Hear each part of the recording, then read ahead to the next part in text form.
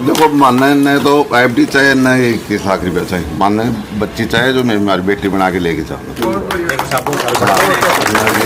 की भी शादी थी, उसके ससुराल वालों ने हमारे से और दहेज के नाम पे 1 रुपया लिया है। दहेज के वो भी खिलाफ थे और हमारे बड़े भाई साहब हैं अशोक लमोरिया। नहीं तो अच्छी चीज़ है ना, तो गलत चीज़ को तो बंद करना चाहिए। इसे मृत्यु भोज बंद किया हमने, कि बिना दहेज के शादी होनी चाहिए। साथियों, आज के दौर में जब हम डिजिटल इंडिया की बात करते हैं, चांद पर पहुंचने की बात करते हैं, तब भी हमारे समाज की कड़वी सच्चाई हमें पीछे खींच लेती है। वो सच्चाई है दहेज। कहते हैं शादियां स्वर्ग में तय होकर आती है, लेकिन जमीन पर आकर अक्सर वो सौदों यानी दहेज की भेंट चढ़ जाती है, जहां बेटियों की कीमत उनके गुणों से नहीं बल्कि नोटों की गड्डियों से आकी जाती है।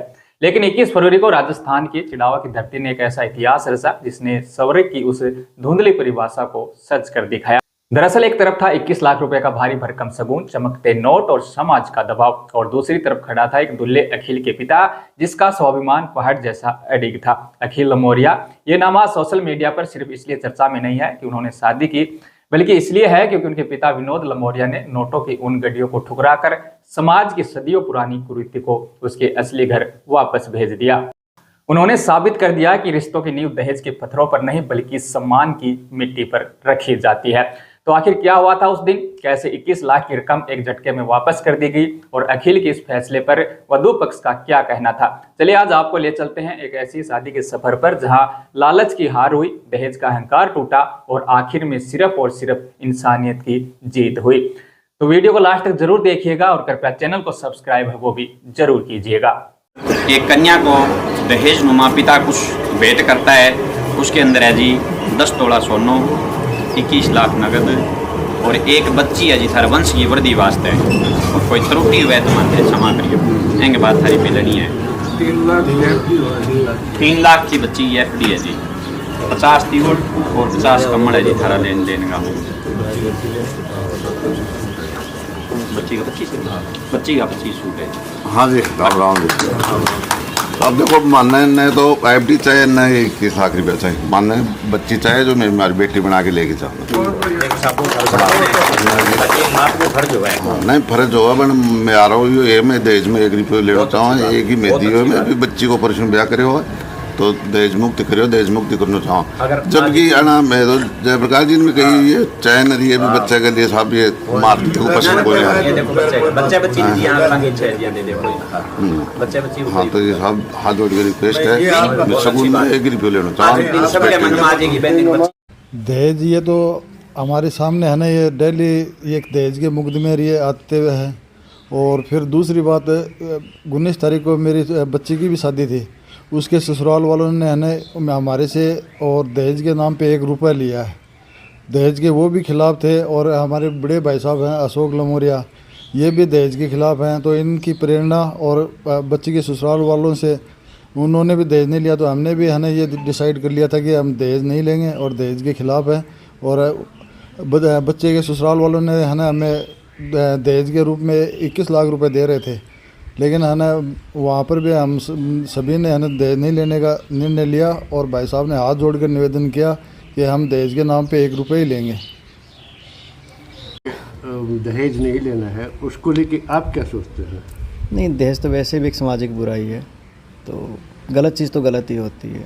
अगर इसे अपना जब हम कैंसिल करेंगे तब जाके पीछे हमारे जो आ रहे हैं वो भी इस चीज़ से दूर ही हटेंगे। तो आपको इस फैसले से कोई नाराज़गी नहीं है? नहीं तो अच्छी चीज़ है ना, तो गलत चीज़ को तो बंद करना चाहिए। इसे मृत्यु भोज बंद किया हमने, तो वैसे इसे भी बंद करना चाहिए। पहले पता था कि आपको कि ऐसा कुछ होने वाला है? नहीं, पहले नहीं पता था आपको। और जब 1 रुपये और नारियल लिया गया तब कैसा महसूस हुआ? बहुत अच्छा लगा। कुछ कहना चाहेंगे समाज के लिए कि समाज क्या करे? बेटा बेटी एक समान, जैसे नारे तो बहुत लगते हैं लेकिन ये उदाहरण कम देखने को मिलते हैं, इसको लेके आप कुछ कहना चाहेंगे? बस यही कहना चाहूँ कि बिना दहेज की शादी होनी चाहिए। ये तो जैसे कि हमने पहले दिन हमारी बेटी की शादी थी तो उन्होंने दहेज में 1 रुपये की मांग की, बोला हम दहेज नहीं लेंगे, खाली 1 रुपया शगुन लेना है।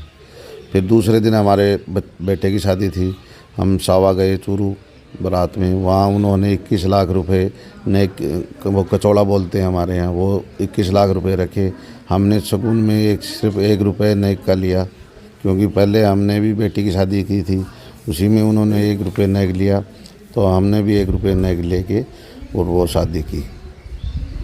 समाज को क्या संदेश देना चाहिए? समाज को ये संदेश देना है कि दहेज मुक्त शादी करनी चाहिए, जिसमें दोनों परिवार आराम से रह सकें।